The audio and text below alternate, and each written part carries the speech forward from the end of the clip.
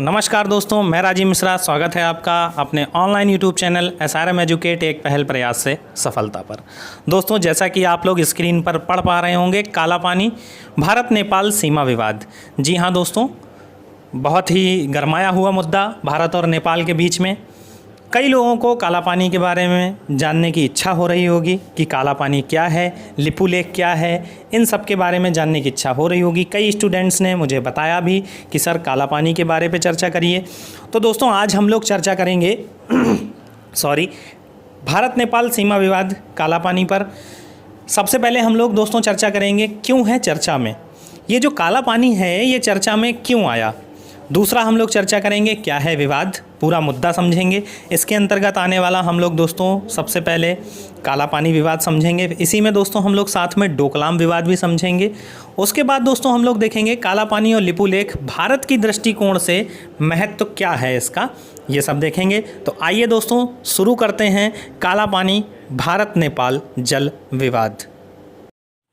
तो आइए दोस्तों देखते हैं काला पानी विवाद भारत और नेपाल के बीच में जो विवाद है। सबसे पहला पॉइंट कि ये चर्चा में क्यों है।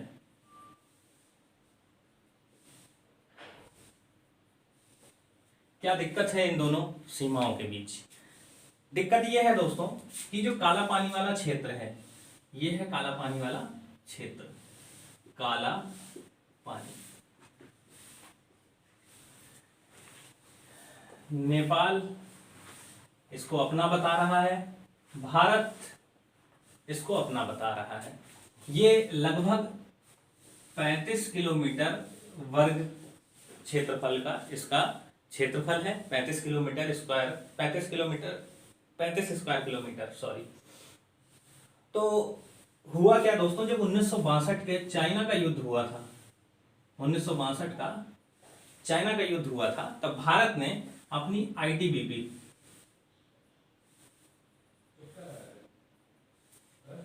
यहां पर स्थापित कर दी थी, ताकि हम लोग चाइना पर, नेपाल पर और तिब्बत पर, ट्राई जंक्शन है, 3 देशों की सीमाएं यहां पर मिलती हैं। भारत, नेपाल और चाइना, इन 3 देशों की सीमाएं यहां पर मिलती हैं, तो इन पर नजर रखा जा सके। इस वजह से दोस्तों अब क्या हुआ, चर्चा में है ये सीमाएं। नेपाल कह रहा है कि मेरा भाग है, भारत उसको कह रहा है कि मेरा भाग है। आइए अब देखते हैं क्या है ये पूरा विवाद।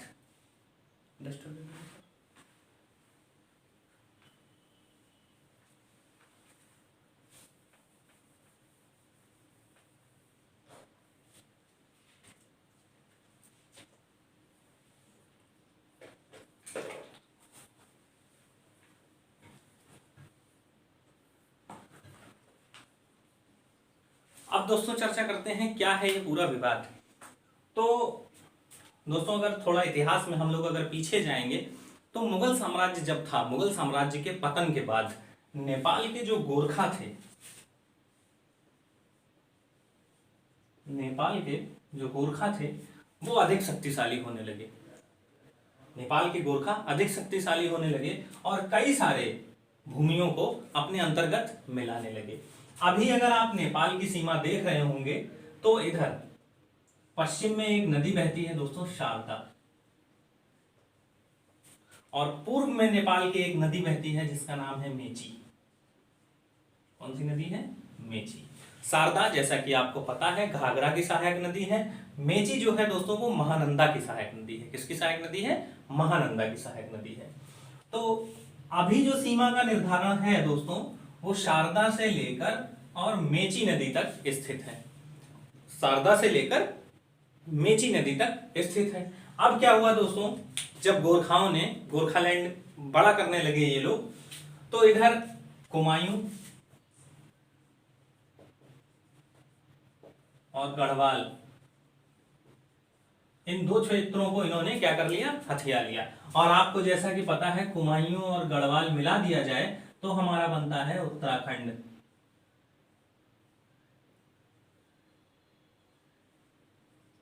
कुमायूं और गढ़वाल को जब दोस्तों मिला दिया जाए तो हमारा क्या बनता है? उत्तराखंड। तो ये उत्तराखंड वाला इन्होंने कब्जा कर लिया।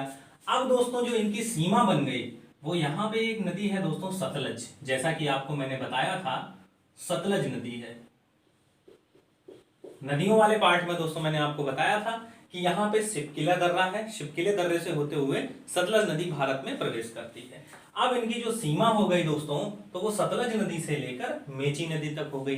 नीचे जो ये अवध वाला क्षेत्र था, कौन सा क्षेत्र था? अवध वाला क्षेत्र, इसको भी कब्जा लिया इन्होंने। बाद में 1814 से लेकर 1816 तक आंग्ल नेपाल युद्ध चला। कौन सा युद्ध चला दोस्तों? आंग्ल नेपाल युद्ध चला, जो अंग्रेजों और नेपालों के बीच में हुआ, नेपालियों के बीच में हुआ। इसमें अंग्रेज और गोरखा, इन दोनों का आपस में युद्ध हुआ, जिसमें गोरखा काफी वीरता के साथ लड़े, लेकिन अंग्रेजों के पास बहुत ही आधुनिक उपकरण थे, तो गोरखा हार गए। आगे चल के वर्ष 1815 में एक संधि हुई दोस्तों, जिस संधि का नाम था सुगौली की संधि।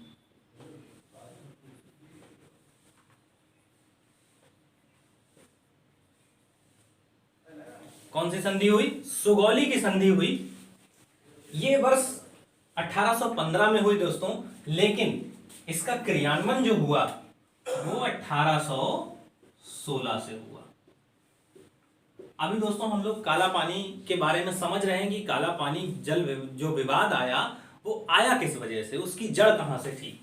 तो 1815 में दोस्तों सुगौली की संधि हुई, जो क्रियान्वित हुई कब? वर्ष 1816 में। ये जो सुगौली है दोस्तों, ये बिहार में है। कहां पर है? बिहार में, बिहार के चंपारण जिले में। सुगौली नामक जो स्थान है वो बिहार के चंपारण जिले में है, यहाँ पे पड़ता है, यहाँ बिहार के चंपारण जिले में। तो सुगौली की संधि हुई, मोस्ट इंपॉर्टेंट है दोस्तों, आपको याद रखना है कि सुगौली की संधि कब हुई। तो आपको याद रखना है कब हुई? 1816 में। अब सबसे पहले ये बताइए, इतना समझ में आ गया। वर्तमान में इसकी सीमा कितनी थी दोस्तों? शारदा नदी से लेकर मेची नदी तक। एक बार इसके क्वेश्चंस निकाल लेते हैं दोस्तों, जो हम लोगों ने पढ़ा है अभी तक, जितना हम लोगों ने पढ़ा उसके क्वेश्चंस देख लेते हैं। देखिए पहला क्वेश्चन, वर्तमान सीमा क्या थी दोस्तों? शारदा से मेची नदी तक। ये पश्चिमी सीमा है, ये पूर्वी सीमा है। शारदा को दोस्तों काली कहा जाता है, महाकाली कहा जाता है,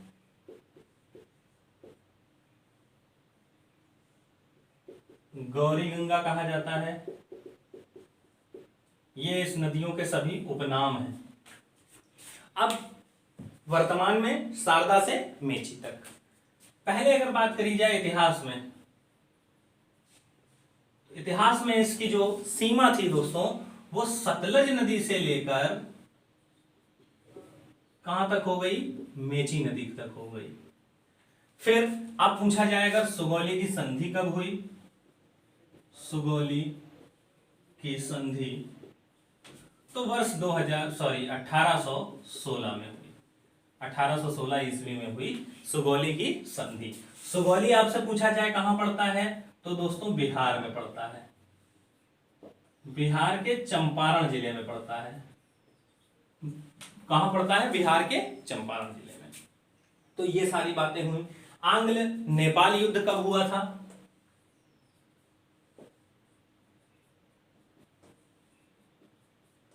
तो आंग्ल नेपाल युद्ध दोस्तों 1814 से 1816 तक हुआ था। पूछा जाए इसमें विजय किसकी हुई थी, तो अंग्रेजों की विजय हुई थी।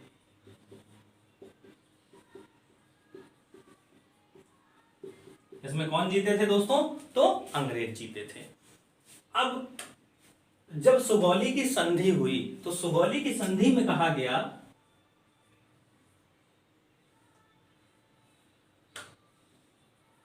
सुगौली की संधि में दोस्तों कहा गया कि शारदा नदी भारत और नेपाल की सीमा होगी। भारत और नेपाल की सीमा होगी शारदा नदी। अब देखिए यहाँ पे आपको मैप बनाता हूं, आशा करता हूं ये स्पष्ट रूप से आपको दिख रहा होगा। यहाँ पे ये मान लिया दोस्तों आपका क्या है, नेपाल है। क्या है, नेपाल। अब दोस्तों समझिएगा दिक्कत कहां पर है। शारदा नदी का उद्गम जो होता है दोस्तों वो 3 स्थानों से होता है। कहां से होता है, 3 स्थानों से। 3 धाराएं जब मिलती हैं आकर तब शारदा नदी बनती है। ठीक, एक शारदा नदी दोस्तों निकलती है लिपुलेख से। कहां से निकलती है, लिपुलेख से। शारदा नदी की जो एक जलधारा है वो कहां से निकलती है, लिपुलेख से निकलती है। ये तीनों जलधाराएं जो मिलती हैं आके दोस्तों वो काला पानी में मिलती हैं। कहां मिलती हैं, काला पानी में मिलती हैं। अब एक जलधारा दोस्तों यहां से निकलती है, लिम्फिया धुरा, एक नाम है यहां पर, लिम्फिया धुरा। उत्तराखंड में ही पड़ता है दोस्तों, पिथौरागढ़ में। कहां पड़ता है, पिथौरागढ़ में। लिम्फिया धुरा एक धारा दोस्तों यहां से निकलती है। अब भारत के लिए शारदा नदी दोस्तों यहां से हो गई और नेपाल कह रहा है कि मेरी ये शारदा नदी यहां से है। अब क्या हुआ, ये नदी जो यहां से आती है, अभी तक जो नदी निकलती थी शारदा नदी दोस्तों वो ऐसे निकलती थी। अब नेपाल कह रहा है कि मुझे ये वाला स्थान चाहिए यहां से। तो जो मेन विवाद है दोस्तों वो ये इतने रीजन में है। हुआ क्या था, धारा 370 पास होने के बाद, हटाने के बाद भारत ने अपना नया मैप बनाया, प्रकाशित किया, जिसमें जम्मू कश्मीर और लद्दाख को भारत का हिस्सा बताया, 2 यूनियन टेरिटरीज बनाई। उसमें काला पानी को भारत ने अपना हिस्सा बताया, जो कि पहले से भी भारत का हिस्सा था। 1962 की लड़ाई में भारत ने क्या किया था, वहां पर आईटीबीपी अपनी नियुक्त कर दी थी चाइना की लड़ाई में। क्योंकि अगर आप देखेंगे ध्यान से, इसका स्क्रीनशॉट ले लीजिए फिर आगे बढ़ते हैं। आप देखिए दोस्तों 1962 में जो चाइना से युद्ध हुआ, भारत ने क्या सोचा कि ये जो लिपुलेख वाला क्षेत्र है, लिपुलेख और काला पानी वाला क्षेत्र अगर है, यहां पर नेपाल से कहा कि मुझे अपनी आईटीबीपी क्या करनी है, नियुक्त करनी है। क्योंकि बाय चांस अगर चाइना इधर से हमारे यहां प्रवेश कर जाता है तो चाइना की सेनाओं के लिए दिल्ली बहुत ज्यादा दूर नहीं रह जाता है, तो हमारी राजधानी पर कब्जा किया जा सकता है। इस वजह से भारत ने क्या किया, यहां पर आईटीबीपी नियुक्त करी। और आईटीबीपी कब नियुक्त करी, 1962 में। तब से लेकर अब तक भारत अपनी सेनाएं यहां पर क्या है, लगाए हुए हैं। अब ये विवाद उभर के सामने आया। इस विवाद को समझने के लिए दोस्तों आपको डोकलाम विवाद समझना पड़ेगा, तब ये विवाद आपके अच्छे से समझ में आएगा।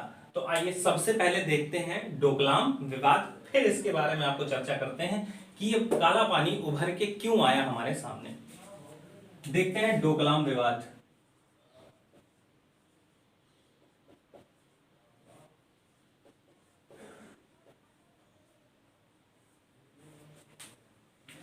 जैसा कि दोस्तों आपको पता है ये नेपाल, यहां पे हमारा सिक्किम है और इधर से ऐसे करके भूटान वाला क्षेत्र है। ये क्या है, भूटान।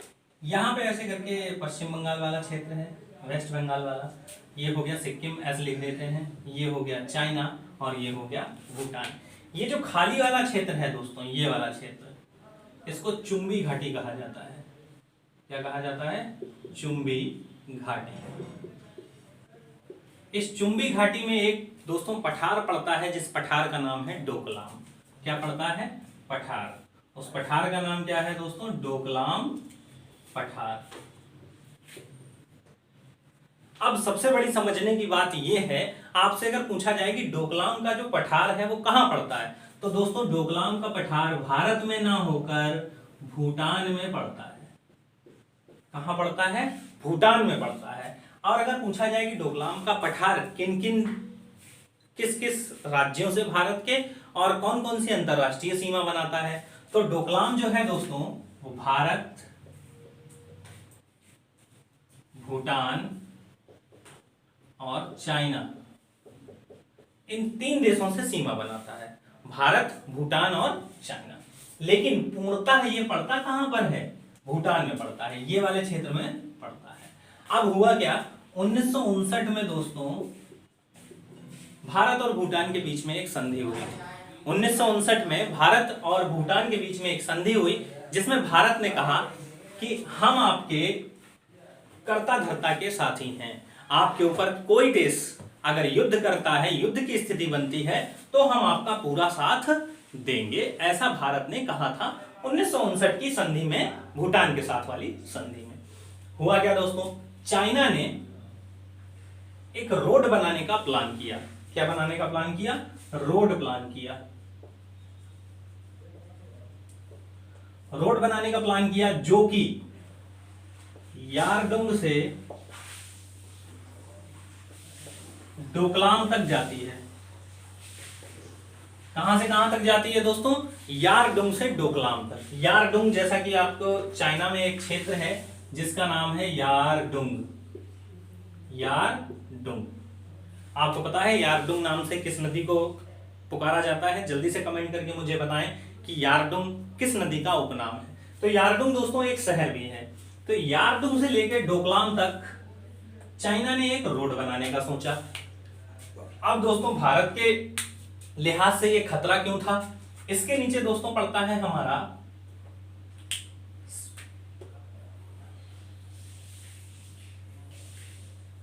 ये ऐसे करके हिस्सा है कुछ, यहां पर दोस्तों मात्र 90 किलोमीटर की सीमा है भारत के पास, उसके बाद बांग्लादेश लगता है।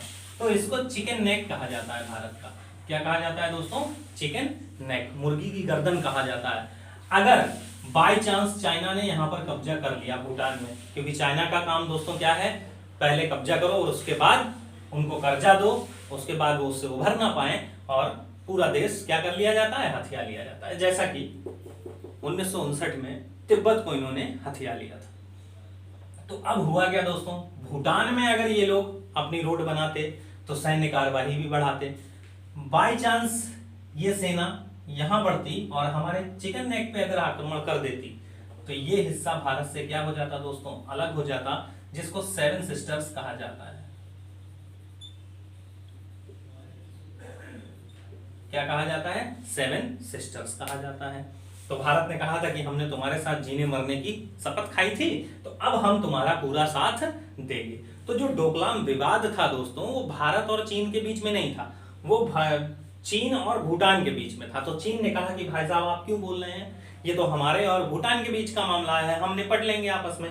तो भारत ने कहा हमारे बीच में संधि हुई थी 1959 में, जब भी भूटान के ऊपर युद्ध या बाह्य आक्रमण की जैसी स्थिति होगी तो हम तटस्थता ना रखकर पूरा साथ देंगे। किसका? भूटान का साथ देंगे। चाइना ने कहा ठीक है, चलिए ऐसा ही विवाद मैं आपके लिए खड़ा करूंगा। अब क्या हुआ, नेपाल, यहां पर पीछे से सहायता किसने करी? इंडिया ने। अब यहां पर क्या हुआ, नेपाल की जब बारी आई तो नेपाल के पास भैया इतनी ताकत कहां से आई, जो कल तक हमसे नजर नहीं मिला पाता था, आज वो कह रहा है कि हमारी सेनाएं हर तरीके से लड़ने के लिए तैयार हैं। तो नेपाल के पास ताकत कहां से आई? तो चाइना ने पीछे से सपोर्ट किया। अब नेपाल ने विवाद खड़ा कर दिया, सेम सिचुएशन बनी यहां पर। इस सिचुएशन के कारण हमारे यहां जो सिचुएशन बनी वो कौन सी बनी दोस्तों? काला पानी की सिचुएशन बनी। दूसरा देखिए दोस्तों, नेपाल जो कि अभी नहीं समझ पा रहा है, अगर नेपाल को पूरे वर्ल्ड से कनेक्टेड रहना है, अगर नेपाल को पूरे वर्ल्ड से कनेक्टेड रहना है तो भारत से दोस्ती बना के रखनी पड़ेगी। आइए समझते हैं थोड़ा सा पॉइंट, इसका चाहे अगर आप स्क्रीनशॉट ले सकते हैं। आइए समझते हैं दूसरा पॉइंट। ये है दोस्तों आपका नेपाल, ये है चाइना और ये इंडिया वाला क्षेत्र। ये क्षेत्र जो है दोस्तों, ये नेपाल का तराई वाला क्षेत्र है। कैसा क्षेत्र है? तराई वाला क्षेत्र है, समतल क्षेत्र है, तो यातायात के साधन यहां पर बहुत सुगम है। लेकिन अगर वही बात करी जाए कि इस साइड से चाइना वाले क्षेत्र से बात करी जाए तो यातायात के साधन दोस्तों यहां से इतने सुगम नहीं है। ऐसा क्यों है? क्योंकि नेपाल का सागर माथा आपको पता है उसी साइड है, काठमांडू में, नेपाल की राजधानी काठमांडू, वहां पर सागर माथा स्थित है। कई सारी लंबी लंबी और ऊंची ऊंची चोटियां यहां पर स्थित हैं। तो अगर मान लीजिए कोई भी सामान चाइना से आता है, मान लीजिए अगर 1,000 रुपए का ये लोग मोबाइल चाइना से लेके निकलते हैं और यहाँ तक पहुंचेंगे, तो दोस्तों पहुंचाने में बहुत समस्या होगी। यही 1,000 रुपए का मोबाइल इनको 5,000 रुपए में, 6,000 रुपए में पड़ेगा। तो अब दोस्तों चाइना क्या करता है, यहां पर चाइना है, चाइना यहां से लाके हमारे यहाँ कलकत्ता पे सामान छोड़ देता है। कोलकाता बंदरगाह से हमारे यहाँ सा सामान कहां जाता है दोस्तों, नेपाल में जाता है। ये ट्रेला थोड़ा सा हमारे माननीय प्रधानमंत्री नरेंद्र दामोदर दास मोदी जी ने 2015 में नेपाल को दिया था। कब दिया था, 2015 में नेपाल को दिया था। 6 महीने के लिए नेपाल की सारी सीमाएं इन्होंने ब्लॉक कर दी। क्या कर दिया, नेपाल की सारी सीमाएं ब्लॉक कर दी। अब दोस्तों जो सामान था वो चाइना से नेपाल नहीं पहुंच पा रहा था, और जो पहुंच भी रहा था वो बहुत महंगा पहुंच रहा था। और आपको पता है कि ये इतना विकसित देश नहीं है, इसलिए इनको हमारे साथ मैत्री संबंध बनाना ही पड़ेगा। अगर वर्ल्ड के कनेक्शन में रहना है तो इनको हमारे साथ मैत्री संबंध बनाना पड़ेगा। और दूसरी बात दोस्तों, हमारे इनसे राजनीतिक संबंध है, हमारे इनसे घरेलू संबंध है। अगर कहा जाए तो हमारे पूर्वज श्री राम जी, उनकी ससुराल भी यहीं पर है, सीता माता नेपाल में थी, जनकपुरी जो है नेपाल में है। तो इससे कई सारे संबंध हैं। और दोस्तों भारत के जितने भी युद्ध हुए उसमें भारत के जो सैनिक थे गोरखा, हर युद्ध में गोरखाओं ने बढ़ चढ़कर हिस्सा लिया, जो कि नेपाल से ही आते हैं। गोरखाओं की खास बात ये होती है दोस्तों कि ये पहाड़ों पर बहुत ही वीरता के साथ लड़ते हैं। समतल पर हमारी थल सेना बहुत अच्छे से लड़ती है, लेकिन भारत की एक बटालियन है जिसका नाम है गोरखा। जनरल मानिक शाह ने एक स्टेटमेंट कहा था दोस्तों, अगर कोई व्यक्ति कहता है कि मुझे मौत से डर नहीं लगता है, तो जनरल मानिक शाह ने कहा अगर कोई व्यक्ति कहता है कि मुझे मौत से डर नहीं लगता है तो वो या तो झूठ बोल रहा है या तो गोरखा बटालियन का सिपाही है। तो ऐसे थे हमारे गोरखा वीर जवान। तो इससे दोस्ती बनाए रखना हमारी एक तरह से आप मान लीजिए मजबूरी मान लीजिए या कुछ भी मान लीजिए, क्योंकि दोस्तों हम लोग दोस्त तो बदल सकते हैं लेकिन पड़ोसी नहीं बदले जा सकते हैं। नेपाल हमारा पड़ोसी ही रहेगा, भूटान हमारा पड़ोसी है, पड़ोसी ही रहेगा, पाकिस्तान हमारा पड़ोसी है। आपने दोस्तों जैसे कि देखा होगा, पाकिस्तान कुछ भी कह जाता है भारत देश को, और भारत देश आक्रमण नहीं करता है।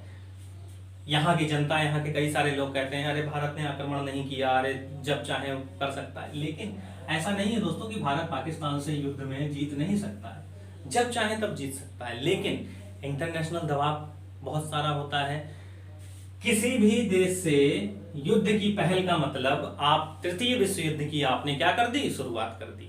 मान लीजिए चाइना ने आक्रमण किया भारत पर, तो भारत की तरफ से कौन बोलेगा, अमेरिका बोलेगा। इस टाइम दोस्ती काफी अच्छी है, गाढ़ी है दोस्ती। अमेरिका बोलेगा तो अमेरिका के जो दुश्मन होंगे वो अमेरिका के खिलाफ चलेंगे, पाकिस्तान हमारे खिलाफ उतरेगा, तो ये तृतीय विश्व युद्ध की शुरुआत हो जाएगी।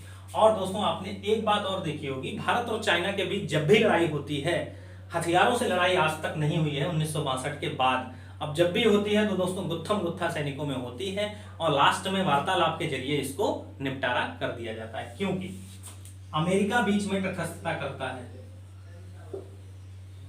अमेरिका बीच में क्या करता है दोस्तों, आ जाता है और इन दोनों देशों को संभालता है, क्योंकि अमेरिका जानता है एशिया में एकमात्र ऐसा देश है जिसको ऊपर उठाने पर चाइना नीचे गिर सकता है, वो है हमारा इंडिया।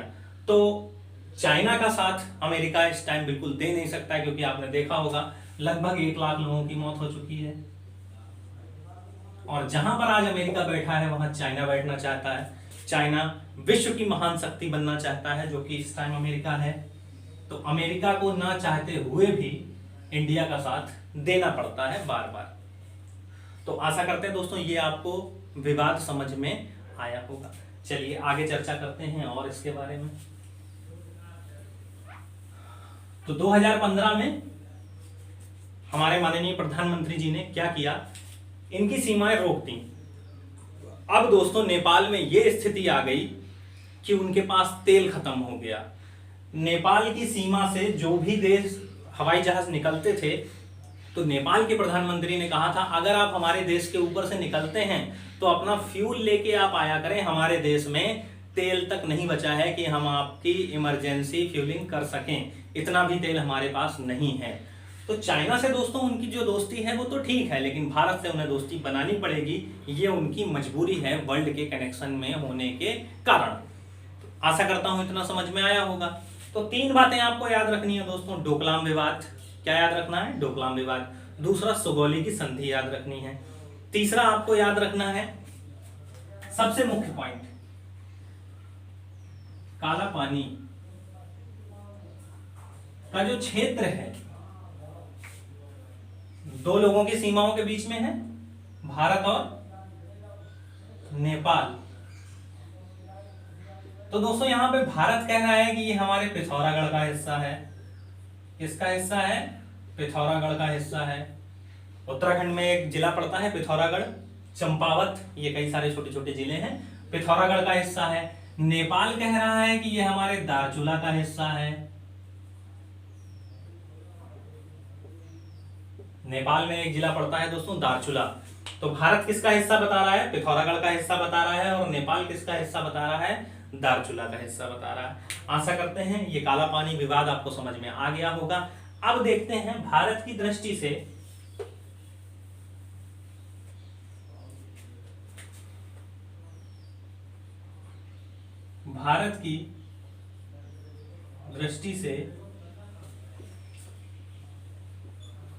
काला पानी और लिपुलेख का महत्व।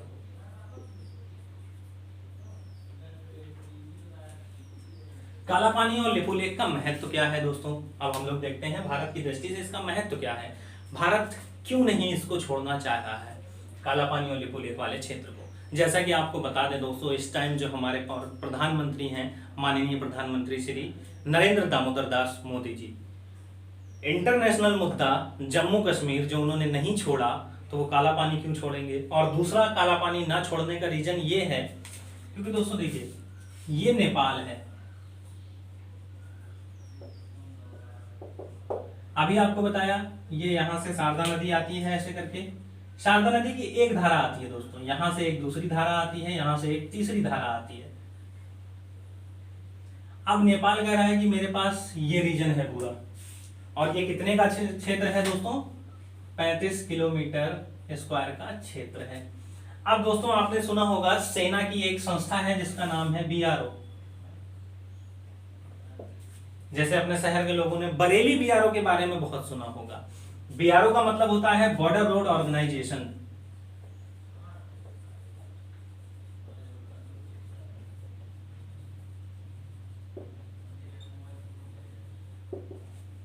बीआरओ का मतलब क्या होता है दोस्तों? Border road organisation. बीआरओ ने क्या किया दोस्तों? काला पानी से लेकर लिपुलेख तक, काला पानी से लिपुलेख तक एक सड़क का निर्माण किया जो 80 किलोमीटर लंबी है। किसका निर्माण किया दोस्तों? सड़क का निर्माण किया जो 80 किलोमीटर लंबी है। यहां छोटा सा मैप बनाते हैं दोस्तों और फिर समझते हैं सड़क का निर्माण क्यों किया गया होगा।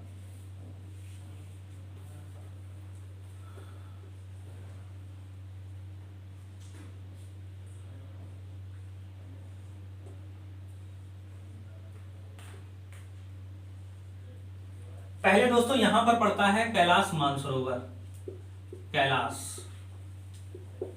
तो पहले दोस्तों जो कैलाश मानसरोवर की जो यात्रा करी जाती थी वो यहां सिक्किम से होते हुए तब जाकर कैलाश मानसरोवर की यात्रा होती थी। और किस सिक्किम में आपको पता है? नाथुला दर्रा है यहां पर। तो नाथुला दर्रा से होते हुए कैलाश मानसरोवर की यात्रा करी जाती है। और आपको पता है उत्तराखंड में जो यहां पर लिपुलेख दर्रा है, कौन सा दर्रा है? लिपुलेख। यहां से दोस्तों खास बात क्या है कि कैलाश मानसरोवर की दूरी भी कम है, और दूसरा यहां से जब हम यात्रा करते थे तो हमारे यात्री बहुत सारी जो दूरी है वो दूसरे देश में तय करते थे, तो यहाँ की सुरक्षा के लिहाज से इनको थोड़ा खतरा है। यहां पर क्या है, अगर उत्तराखंड से लिपुलेख से जाते हैं तो मात्र ये 250-300 किलोमीटर की यात्रा इनको करनी पड़ती थी। 150-200 किलोमीटर की यात्रा है जो करनी पड़ती है कैलाश मानसरोवर तक। तो दोस्तों ये दूरी भी कम हो गई। तो बीआरओ सेना की जो संस्था है उसने एक रोड बनाई, कहां से कहां तक? काला पानी से लेकर लिपुलेख तक। यहाँ पे आपको बताया था काला पानी है। काला पानी से लेकर लेपू लेक तक 80 किलोमीटर लंबी एक रोड बनाई, जो किसको जोड़ रही थी? कैलाश मानसरोवर को। अब इससे क्या होने वाला था दोस्तों? इससे हमारे जो यात्री थे उनकी दूरी भी कम हो रही थी, जो लगभग 22 किलोमीटर की दूरी कम कर रही थी ये रोड। कितनी दूरी कम कर रही थी? 22 किलोमीटर की दूरी कम कर रही थी। पहाड़ को काट छाट के इसको बनाया गया। 2022 तक ये कार्य पूरा होना था। लगभग 50-60 किलोमीटर की रोड बन चुकी है। 2022 तक इसको पूरा करना था। तो 22 किलोमीटर की दूरी कैलाश मानसरोवर यात्रा में कम हो रही थी। दूसरी बात, ये दोस्तों आपको जैसा कि मैंने बताया, ये ट्राई जंक्शन है। काला पानी ये है, ये ट्राई जंक्शन है। ट्राई जंक्शन मतलब नेपाल, भारत और चाइना, इन तीनों का केंद्र बिंदु है, यहां पर मिलते हैं आके। दूसरी बात, यहां पर अगर हमारी सेना है तो यहां पर हमारी जो सेना है वो चाइना के सापेक्ष काफी ऊंचाई पर है। यहां पर लेपू लेक पे और काला पानी वाले क्षेत्र पे चाइना के सापेक्ष भारत की सेना काफी ऊंचाई पर है।